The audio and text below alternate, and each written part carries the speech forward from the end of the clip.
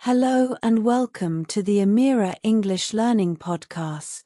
I'm Amira, your friend, your English guide, and your positive energy for today. And I'm Khuram, always ready to grow, share, and speak with you in English. Today's topic is very close to my heart: how to build positive thinking. Positive thinking is not just an idea, it's a lifestyle. And if you practice it daily, it can change your life and your language journey. That's right. Many learners believe they need a perfect accent, grammar, or vocabulary to be happy with their English, but what they really need is a positive mindset. In this episode, we'll break it down into 4 powerful steps.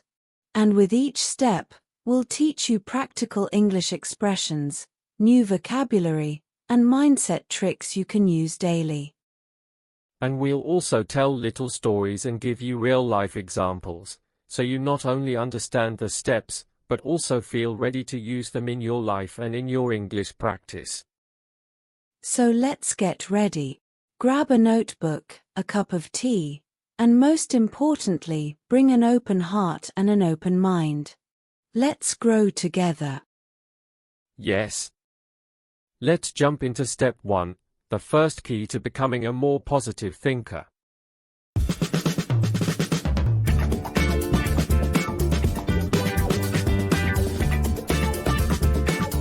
Step 1. Be aware of negative thoughts.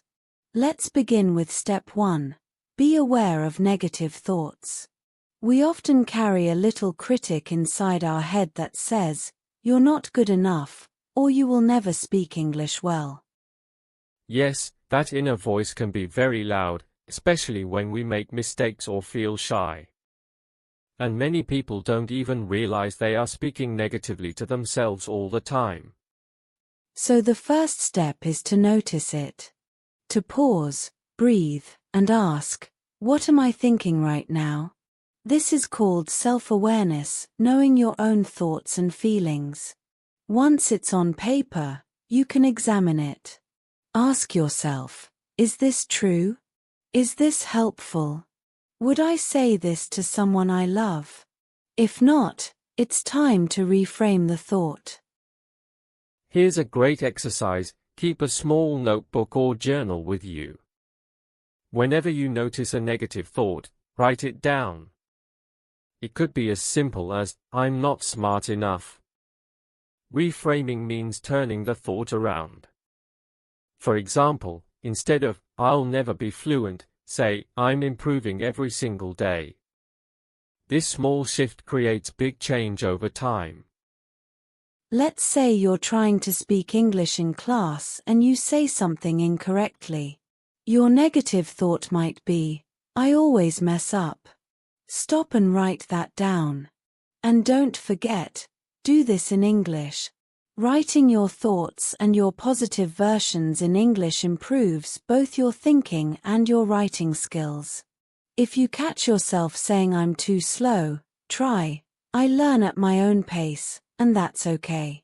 Replace judgment with kindness. Then write its opposite: "Every time I try, I get better. Mistakes help me grow." Do this for a few weeks and your brain will begin to switch to positive mode automatically. Yes. You're not only creating a healthy mindset but also building your English fluency through real, emotional vocabulary. That's deep learning. Exactly. We must treat ourselves like beginners in the gym. Progress takes patience, not pressure. Step 2. Practice gratitude. Step 2 is all about gratitude. Gratitude is the ability to see the good even in difficult moments. It is one of the most powerful emotional skills. Try this. Every morning, write down 3 things you are grateful for. It could be anything: clean water, a family member, or a new English word you learned. You can even say them out loud. Speaking these sentences helps your pronunciation, fluency, and emotional intelligence at the same time. Absolutely.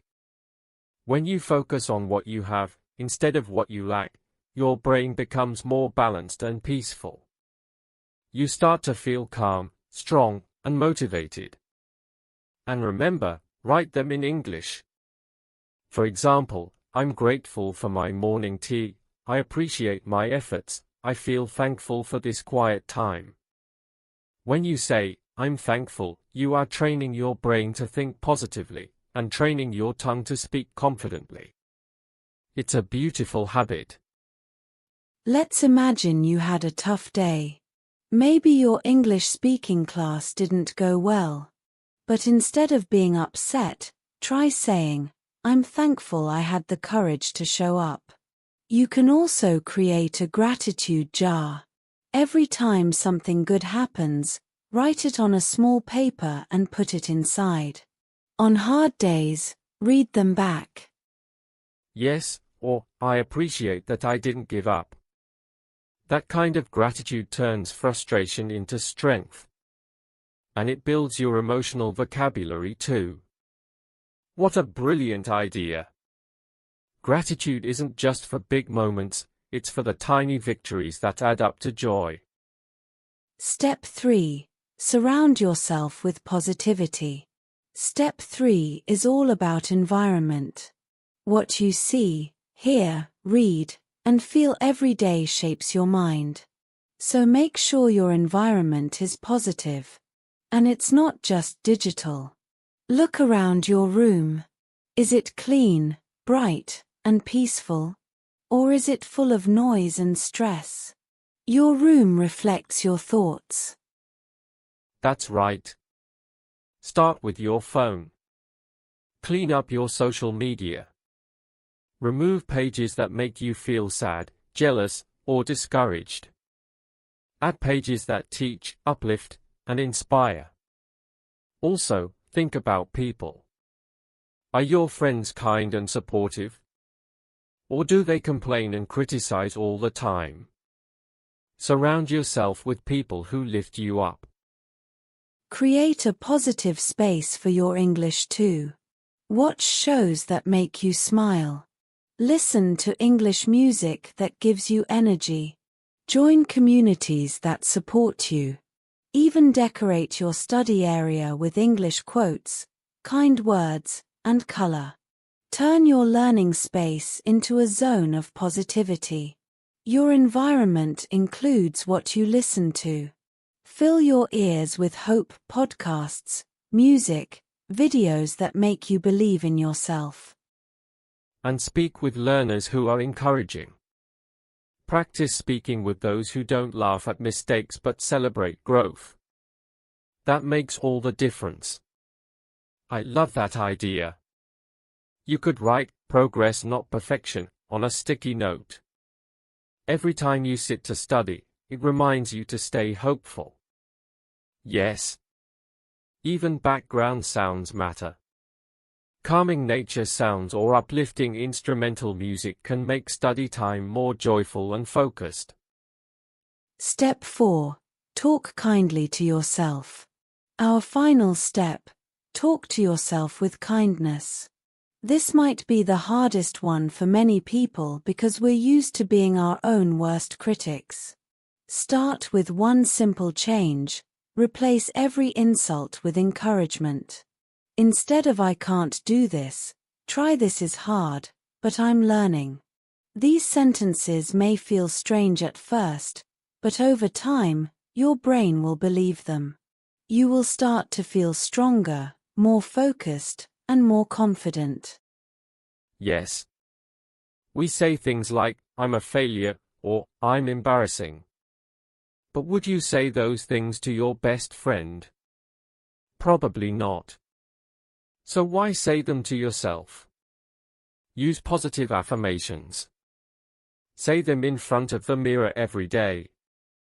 For example, I am doing my best, I am proud of myself, I'm getting stronger every day. And the best part? You're practicing English while healing your heart. you're becoming fluent in language, and fluent in love. You can also record your affirmations on your phone and listen to them every morning. This builds your listening skills and your self-worth. Another tip: write a short letter to yourself once a week. Write it in English. Thank yourself. Cheer yourself on. Be your own best friend. That's a brilliant idea. It's like giving yourself a little podcast of encouragement every day. Beautiful. The more we practice self-love in our second language, the more that language becomes connected to hope and strength. Vocabulary boost, words and phrases from the episode. Word, phrase. Meaning. Positive mindset. A way of thinking that focuses on the good. Self-awareness. Knowing your thoughts and feelings. Reframe. To view something from a different angle. Gratitude. Feeling thankful for what you have. Affirmation.